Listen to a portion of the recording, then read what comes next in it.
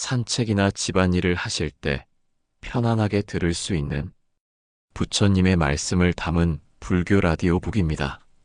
자식은 전생의 은인이다. 이 말 한마디에 가슴이 먹먹해질 때가 있습니다. 누구는 그 말에 고개를 끄덕이고 누구는 고개를 갸웃하겠지요. 하지만 부처님의 가르침 속에서는 우리가 지금 맺고 있는 모든 인연은 그냥 생긴 것이 아니라고 합니다.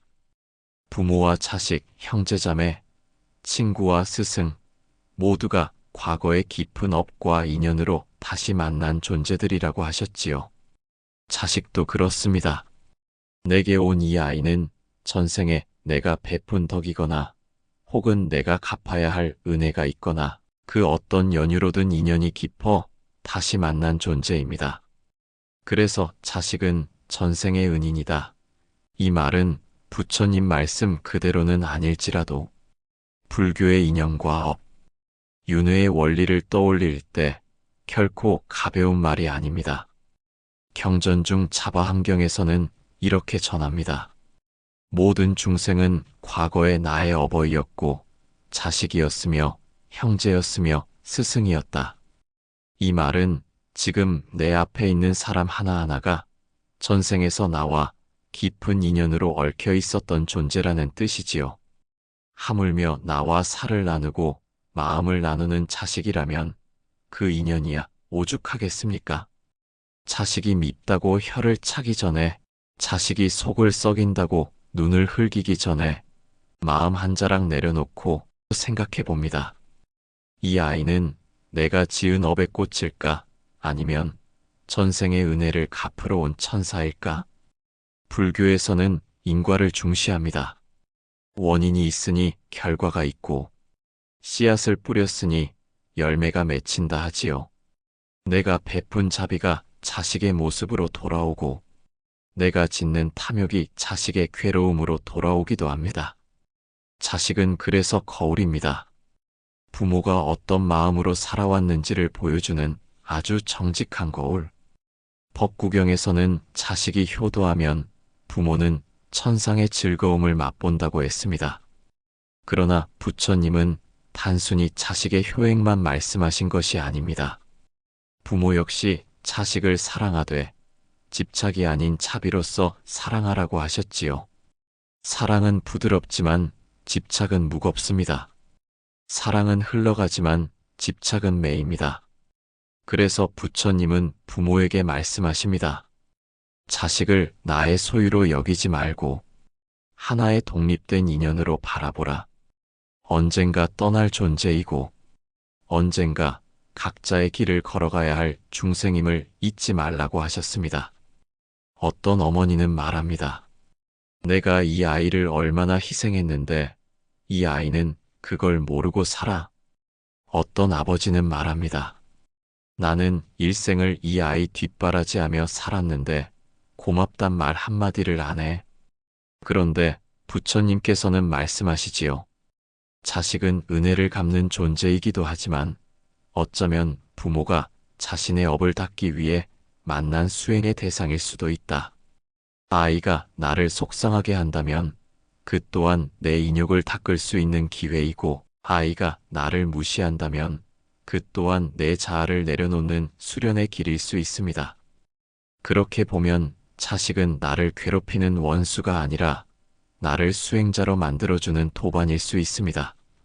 전생의 은인일 수 있다는 말, 그 말이 그제야 가슴에 닿습니다. 자식을 다시 바라봅니다. 어느 날 갑자기 문을 쾅 닫고 들어가 버린 아이, 말도 없이 용돈만 요구하던 아이, 말대답을 하며 내 마음을 핥히던 아이, 그 모든 순간이 괴롭기만 했지만 문득 돌아보니 그 아이가 없었다면 내 인생은 얼마나 허전했을까 싶습니다. 그 모든 소란이 있었기에 내가 살아 있었고 그 모든 눈물이 있었기에 내가 사람다웠던 것은 아닐까요? 부처님께서는 말씀하십니다. 모든 인연은 업에서 비롯되며 그 업은 내가 지은 것이다. 그러니 원망하지 말고 받아들이라. 사랑이 닿지 않는 자식은 없습니다. 다만 우리가 바라보는 시선이 때때로 미움에 가려졌을 뿐이지요. 미움의 안개를 걷어내면 그 자리에 있는 것은 결국 사랑입니다.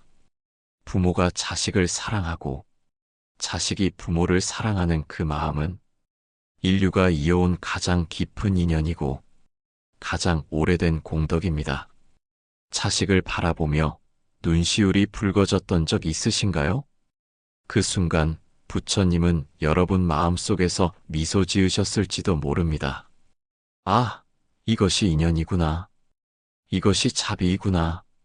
그리고 이것이 공덕이구나. 오늘도 자식에게 마음을 쏟으며 지내신 당신께 부처님의 따뜻한 가르침 한 줄을 전합니다. 그 아이는 전생의 은인일 수 있습니다. 오늘의 속상함은 그 인연을 되새기는 기회일지도 모릅니다. 두 손 모아 한 번만 더 그 아이를 마음으로 안아보세요. 부처님은 늘 자비의 눈으로 우리를 바라보십니다. 그 눈빛처럼 오늘도 부드럽고 따뜻하게 우리 아이들을 바라볼 수 있기를 바랍니다. 어떤 분은 이렇게 물으시더군요. 정말 자식이 전생의 은인이라면 왜 나는 이렇게 힘들까요? 왜 내 자식은 내 마음을 몰라주고 오히려 남보다 더 날 아프게 할까요? 그 질문에 부처님께서는 이렇게 답하셨습니다. 인연은 반드시 기쁨만을 주는 것이 아니다. 그 인연은 업의 씨앗에서 피어난 것이기에 때로는 괴로움으로, 때로는 깨달음으로 자라난다. 그러니 자식이라는 인연이 나를 괴롭게 한다 해서 그것이 나쁜 인연이라 단정 지을 수는 없습니다.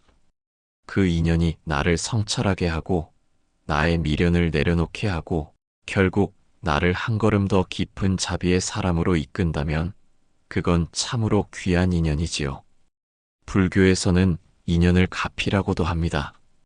보이지 않게 그러나 분명하게 나를 돕고 이끄는 힘. 자식도 그런 존재일 수 있습니다. 한 아이를 키우는 데는 무수한 인내가 필요합니다. 어릴 적엔 밤을 새우며 울음을 달래야 했고 좀 크면 밥을 안 먹는다고 속을 끓이고 사춘기에 마음의 문을 닫는 아이를 두드리며 외로움과 싸워야 했습니다. 하지만 그 모든 시간이 지나고 나면 문득 깨닫게 되지요. 그 순간순간이 나를 단단하게 만들었고 그 시간 속에서 나 역시 누군가의 자식이었음을 말입니다. 부모 운중경이라는 경전에서는 부모의 은혜를 10가지로 나열합니다. 그 중 하나가 바로 모든 고통을 기꺼이 견딘 은혜입니다. 그 아이가 나에게 준 고통이 사실은 내가 과거 누군가에게 지은 고통의 되갚음이라면 그 또한 인과의 흐름 안에 놓인 자연스러운 삶의 모습일 수 있습니다. 자식은 때로 선물이지만 때로는 나의 과거를 비추는 거울이기도 합니다. 부처님께서는 부모와 자식의 관계를 단순히 혈연이 아닌 수행의 인연이라 말씀하셨습니다. 가장 깊은 애착 속에서 가장 큰 집착을 내려놓는 연습, 가장 가까운 사랑 속에서 가장 깊은 자비를 길러내는 공부, 그게 바로 부모와 자식이 함께 짓는 수행입니다. 이 세상에서 부모가 가장 쉽게 빠지는 착각은 자식이 내 뜻대로 자라야 한다는 생각입니다. 그러나 부처님께서는 자식을 하늘에서 온 손님이라 하셨습니다. 손님은 머물다 떠납니다. 우리는 그저 그 손님이 따뜻한 밥을 먹고 쉴 수 있도록 자리를 내어주고 그 아이가 자신의 길을 가는 데에 짐이 되지 않도록 도와줄 뿐입니다. 부모가 자식을 바라볼 때마다 기대와 실망 사이에서 흔들리는 마음을 느낄 수 있습니다. 하지만 그 마음을 들여다보면 결국은 사랑입니다. 그 사랑이 때로는 간섭이 되고 때로는 눈물이 되지만 부처님의 눈으로 보면 그 모든 감정은 자비의 뿌리에서 비롯된 것입니다. 수타니파타에는 이런 말씀이 나옵니다. 자식에게는 의지하지 말고 자식에게는 기대하지 말라. 그러나 자식에게는 자비를 베풀고 지혜를 전하라. 우리는 종종 자식에게 기대합니다. 내 노년을 지켜주기를, 내 외로움을 털어주기를. 그러나 불교의 가르침은 말합니다. 그 기대는 내려놓고 자식을 오히려 독립된 중생으로 대하라고.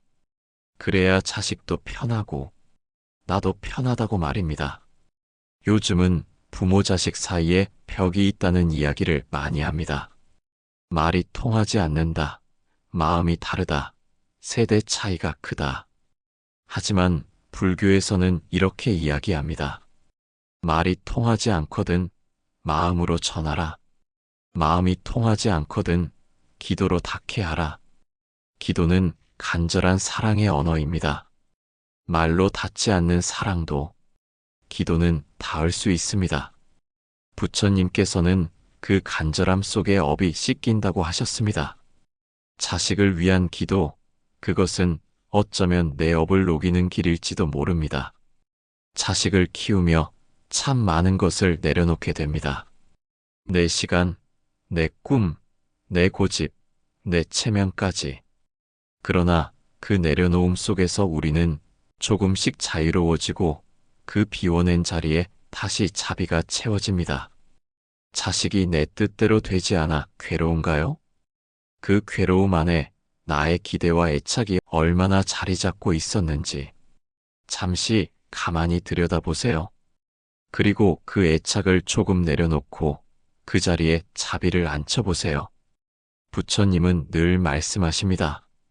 사랑은 흘러가는 물과 같아서 멈추려 하면 고이고 썩지만 흘러가게 하면 시냇물이 되어 모두를 적신다고. 오늘 하루 자식을 바라보는 마음이 조금은 가벼워지셨기를 바랍니다. 그 아이가 나에게 준 아픔도, 그 아이가 나에게 준 기쁨도 모두가 나를 수행의 길로 이끌기 위한 연꽃의 향기였음을, 그 향기 속에서 오늘도 다시 나를 돌아보며 자식을 향한 따뜻한 눈길을 다시 한번 건네봅니다. 어느 날 한 할머니께서 제게 말씀하셨습니다. 나는 우리 손주를 보며 요즘 매일 기도합니다. 그 아이가 나를 이해하지 못해도 괜찮다고요. 그냥 그 아이가 무사히 그저 건강하게만 자라달라고. 그분의 목소리에는 서운함이 아니라 깨달음이 있었습니다. 불교에서는 그 마음을 무주상보시라 합니다. 아무것도 바라지 않고 아무 조건 없이 베푸는 마음. 부모가 자식을 사랑하면서도 서운함을 털어내기란 참 어려운 일입니다. 하지만 그 서운함을 조금씩 내려놓고 그 자리에 자비를 담기 시작하면 그 순간부터 부모의 마음은 수행자의 마음이 됩니다. 부처님께서는 자비는 모든 덕행 가운데 으뜸이다 라고 하셨습니다. 그 자비의 첫걸음은 바로 가장 가까운 인연인 자식에게서 시작됩니다. 자식에게 실망하고 자식에게 상처받고 그럼에도 다시 안아주는 마음? 그것은 단순한 애정이 아니라 바로 깨달음의 연습입니다. 우리는 종종 자식을 통해 내 존재의 가치를 확인하고 싶어 합니다. 내가 잘 키웠는지, 내 희생이 헛되지 않았는지, 내가 좋은 부모였는지를 자식의 모습에서 찾으려 하지요. 하지만 부처님은 말씀하십니다. 자신의 공덕은 자신이 짓는 것이고 자식의 업은 자식의 길에서 피어난다. 부모는 자식의 길을 열어줄 수는 있지만 대신 걸어줄 수는 없습니다. 자식이 어긋나지 않기를, 바르게 살아가기를 기도하는 것은 부모의 마음이지만 그 길 위에서 무엇을 배우고 어떤 선택을 하느냐는 결국 자식의 몫입니다. 그러니 부처님께서는 부모에게도 말씀하십니다. 자식의 삶이 너의 삶이 아니며 너는 그저 그 인연에 최선을 다했으면 된다. 그 가르침을 듣고 있노라면 마음이 조금은 가벼워집니다. 내가 할 수 있는 만큼 했다면 이제는 놓아줄 수도 있어야 하는구나. 그 놓아줌이 바로 자비이고 그 자비가 곧 자유이구나. 그렇다고 해서 자식을 외면하라는 뜻은 아닙니다. 부처님께서는 또 이렇게 말씀하십니다. 말을 하지 않아도 마음은 전해진다. 애정이 깊어도 놓아야 할 땐 놓아야 한다. 그러나 놓음은 무관심이 아니라 더 큰 사랑이다. 우리는 자식을 걱정합니다. 자식이 직장을 잃을까? 건강을 해칠까? 나쁜 사람을 만날까? 하지만 그 걱정 속에는 사실 내 욕심이 섞여 있습니다. 내가 바라는 모습대로 자식이 살아주기를 바라는 그 마음. 불교에서는 그것을 미세한 집착이라 합니다. 그 집착을 내려놓으면 걱정이 줄어들고, 걱정이 줄어들면 마음의 자리가 생깁니다. 그 자리에 기도를 담고 그 기도 속에 자식을 앉혀놓습니다. 자타카 부처님의 전생 이야기에는 눈먼 부모를 업고 길을 떠나는 아들의 이야기가 나옵니다. 그 아들은 아무도 알아주지 않아도 하루 종일 땀을 흘리며 부모를 업고 산을 넘습니다. 그러던 어느 날 한 수행자가 그를 보며 묻습니다. 너는 왜 그토록 고생을 하느냐? 아들은 말합니다. 이분들이 아니었다면 내가 이 세상에 존재할 수 없었고, 내가 이 생에서 짓는 모든 선업은 이분들로부터 시작되었기 때문입니다. 그 이야기를 들은 많은 이들이 고개를 숙였다고 합니다. 자식도 마찬가지입니다. 부모를 통해 이 세상에 왔고, 부모의 품 안에서 처음으로 따뜻함을 배웠고, 부모의 손끝에서 말없이 전해지는 사랑을 느끼며 자라났습니다. 하지만 아이는 자라면서 그 사랑을 의식하지 못합니다. 그게 당연한 줄 알고 때로는 거칠게 반응합니다. 그러나 부처님은 말씀하십니다. 참된 사랑은 깨닫지 못해도 머문다. 그 사랑은 업이 되어 다시 피어난다. 즉, 내가 자식에게 베푼 사랑은 당장 눈앞의 효도나 말 한마디로 돌아오지 않아도 그 마음은 업이 되어 반드시 좋은 인연으로 되돌아온다는 뜻입니다. 그러니 실망하지 마십시오. 오늘 주신 그 사랑, 오늘 흘린 그 눈물, 오늘 참은 그 한숨이 다음 생에 혹은 이 생의 어느 순간에 연꽃처럼 다시 피어날 것입니다. 부처님께서는 또 말씀하셨습니다. 사람은 누구나 눈먼 어둠 속에서 삶을 시작하나 자비는 그 어둠을 비추는 등불이 된다. 자식이 아직 그 등불을 보지 못하더라도 여러분이 그 등불을 지켜주고 있다면 그 아이는 언젠가 반드시 그 빛을 보게 될 것입니다. 자식은 전생의 은인이다. 그 말은 단순한 위로가 아닙니다. 그 말은 내가 받은 사랑과 내가 줄 사랑이 업과 인연으로 다시 만난다는 깊은 깨달음의 말입니다. 오늘 그 인연을 떠올리며 그 아이가 비록 내 뜻과 다르더라도 내 품 안에 있는 이 시간이 얼마나 소중한지를 다시금 느껴보는 하루가 되시길 바랍니다. 우리는 살아가며 수없이 많은 인연을 만납니다. 이웃과의 인연, 친구와의 인연, 배우자와의 인연, 그리고 그 가운데 가장 깊고도 오래된 인연이 있다면 그건 바로 부모와 자식의 인연일 것입니다. 불교에서는 이 인연이 단지 이번 생에서 시작된 것이 아니라 수많은 생을 거쳐 쌓이고 이어져 온 업의 결과라고 말합니다. 그러니 내 자식이 내게로 온 것도 우연이 아닙니다. 내가 이 아이를 품에 안고 마음을 다해 사랑하게 된 것도 이미 오래전부터 이어져 온 인연의 끈이 있었기 때문입니다. 하지만 그 인연이 항상 따뜻하고 고운 것만은 아닙니다. 부처님께서도 말씀하셨습니다. 사랑은 때로 괴로움을 낳고 인연은 때로 눈물을 만든다. 자식을 키우다 보면 기쁨보다 한숨이 앞설 때도 있고 사랑보다 원망이 더 크게 다가올 때도 있습니다. 하지만 그것마저도 부처님께서는 받아들이라 하셨습니다. 괴로움 또한 공덕의 씨앗이 된다. 그 씨앗을 품고 견뎌낸 자는 언젠가 반드시 꽃을 피우리라. 이제는 자식을 바라보는 마음에 자비를 담을 때입니다. 바라는 마음 대신 이해하려는 마음을, 책망하는 눈빛 대신 기다리는 눈빛을 그렇게 한 발 물러서서 바라보면 그 아이가 내 뜻대로 되지 않더라도, 그 아이가 내 기대에 미치지 않더라도 그 존재 자체로 귀하고 소중하다는 걸 깨닫게 됩니다. 법구경에는 이런 구절이 있습니다. 자식을 바로 이끄는 부모는 천상의 삶을 짓는 이와 같다. 하지만 그 바로 이끈다는 것이 억지로 잡아당기고 끌어가는 것이 아니라 그 아이가 자신의 길을 찾을 수 있도록 등을 비춰주는 일이라는 걸 우리는 너무 늦게야 알게 됩니다. 혹시라도 내 자식이 나와 멀어진 것 같아 마음이 아프신가요? 그 거리를 억지로 좁히려 애쓰지 마십시오. 그 아이가 돌아올 수 있는 자리를, 그 아이가 언제든 머물 수 있는 온기를 그저 여러분의 마음 속에 남겨두기만 하면 됩니다. 부처님께서는 말씀하십니다. 사랑은 소유가 아니라 기억이다. 그 마음속 기억이 따뜻하면 그 인연은 끊기지 않는다. 자식은 때로 외면하고 때로는 반항하지만 그 깊은 곳 어딘가에는 부모의 사랑이 스며 있습니다. 그 사랑은 아무리 거친 바람에도 지워지지 않습니다. 언젠가 삶의 어둠 속에서 그 아이가 길을 잃었을 때 가장 먼저 떠오를 등불이 바로 여러분의 사랑일 것입니다. 그리고 기억하세요.